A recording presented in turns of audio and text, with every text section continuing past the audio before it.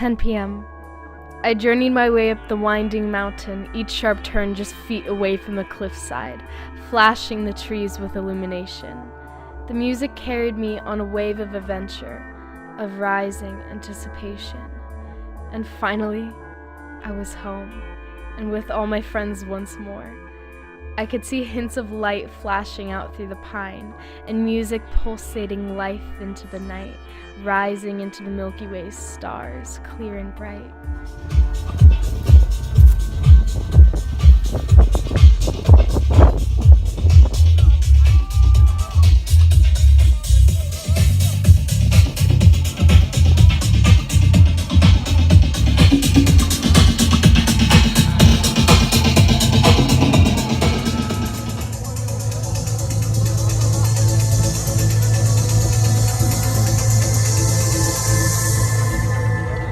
The bass was the heartbeat of a great horned beast, torn between worlds, a world beyond history, of spinning pulsar technology weaving between star fleets and hurling voyagers from Alpha Centauri to the Andromeda Galaxy.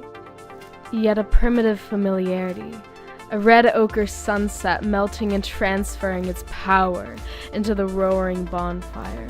A violent beating of drums pulsating through the ecstatic bodies of wide-eyed hominids with heads of grassland ungulates rocked in the cradle of the great horned mushroom goddess.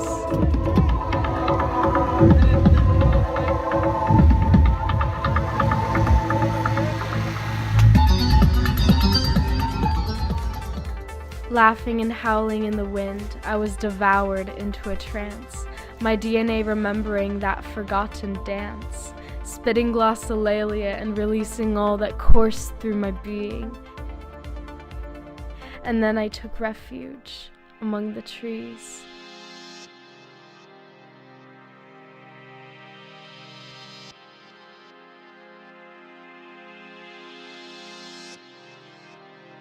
Entering into monuments of unaging intellect. Even with no eyes to see or ears to hear, I felt watched and studied by all the plants, observed by a benign presence. My vessels intertwined with their roots, extending outwards to connect with the deep network intelligence imbued in every fiber of the planet. The whole universe became my extended body. I looked up to the moon, my body was shaking, and the transcendent holy other was awaking. Everything I had been through surged out like a bubbling torrent, giving way to waves of love, meaning, grief, trauma, and unending bliss.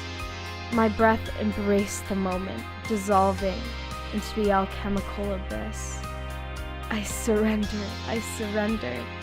Cracking open, I purged out every illusion and lie. Underneath the form, silent waves of eternity, particles of light danced and let the old wounds die. So many clear blue, teary eyes met my own, and I tried to speak the ineffable to them without apprehension. I held their faces in my hands and said, "We have been guided and loved throughout our entire lives. We are always within that eternal dimension. You have always been there. You have always been there."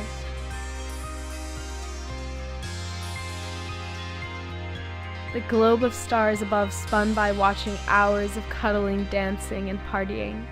I looked over the valley past the DJ and saw hints of purple light streaking through the sky. A man stood alone on a rock amongst the vast pine tree forest dipping into the canyon. I slowly approached him and gazed upon an ocean of clouds filling the valley, swirling and slowly drifting. The horizon was cracking.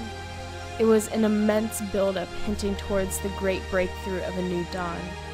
The reality of this experience and all the journeys in the dark were to be witnessed for hundreds of those who transformed through the night.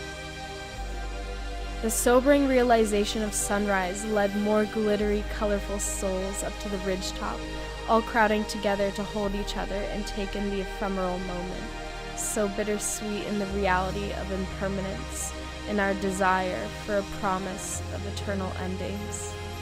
It was a mass collective experience, fixated on one singular event. The plants and birds celebrated the coming of dawn, twirling and spinning in the Emerald Harvest Festival. It dawned on me that the trees, the birds chirping out their tunes, rejoiced in the return of the sun every morning for eons. Their long branches were waving and dancing to soak up the warmth. The sky was perfectly symmetrical around where the mountains married the sky to give birth to the sun. An angelic blue and purple portal, and plumes of white sails drifting beyond the sea into fading stars of beryl, pearl, and opal pale. Flat swirling eyes rose out of the gateway of light. The eyes surveyed us all, slow and solemn, yet penetrating and insistent. The center spiraled and swallowed me. A mirror of stars appeared. Sparks of understanding leapt, and I remembered my connection. I recognized the eyes, and I saw my true reflection.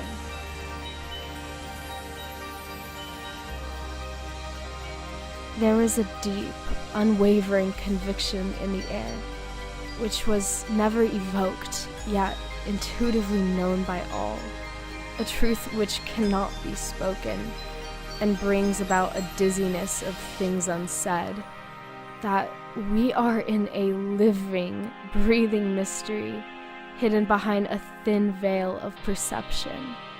And we are here now. We are alive.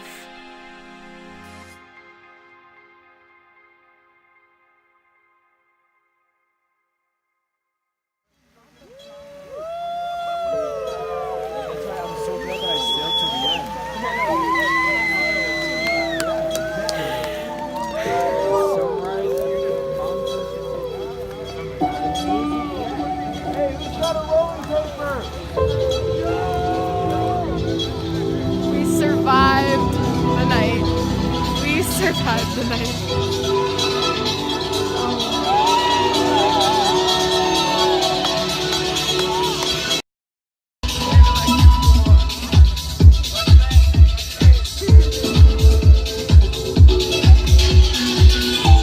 Okay, honestly, I've seen a lot of, like, nature-wise, I've seen a lot of shit. Yeah. It's the craziest goddamn thing I've ever seen in my entire life. No, dude, I've been to a lot of countries and shit, but like This is unreal. by far one of the craziest. I feel like I'm in another planet right now. No, we're literally in a valley right now. Like, this whole thing is a valley. And, like, this is like an ocean. Like, the clouds, like, falling in. You were a really strong swimmer. We're like That's how. That's how you ended up so lucky. My altitude. You swam really hard It's not available. at the very initial stages. that's fucking gnarly. Yeah. What do you feel like it's teaching you? Words that cannot be spoken.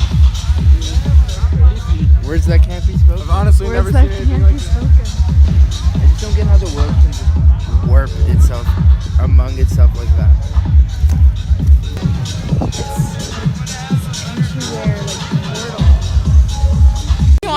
We are above the clouds.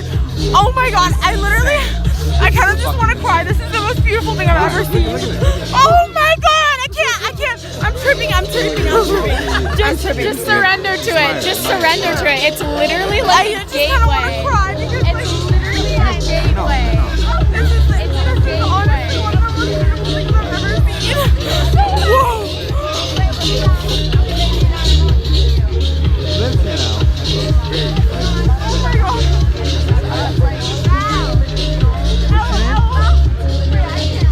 What's your name, man? Honestly, like, you're crying. You're crying.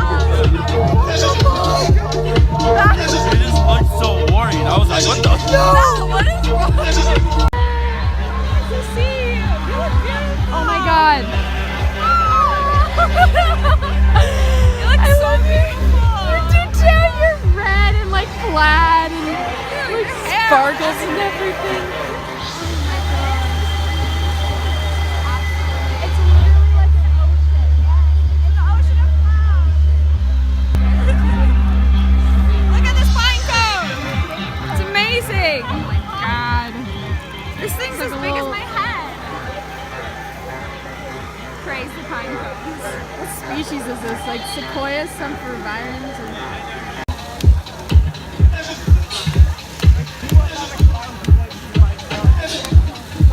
Expect that, aren't they? Like, it's really cool. Like,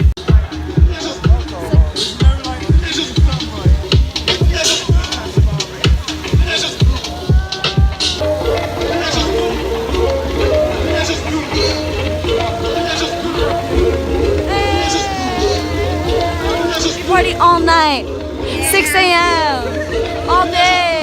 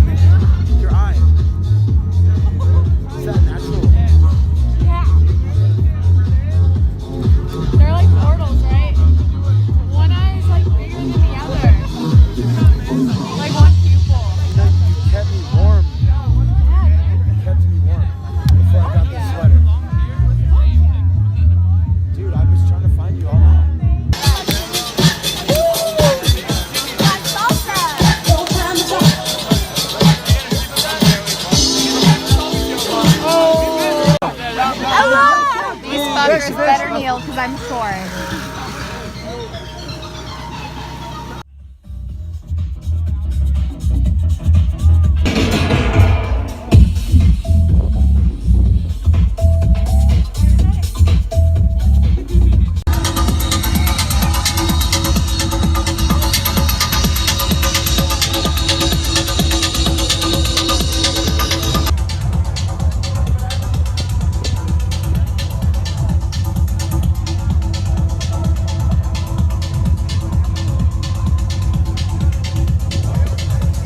Trees are alive, mate. And that makes them individuals too. They fucking talk to each other. They can talk to you too if you fucking listen.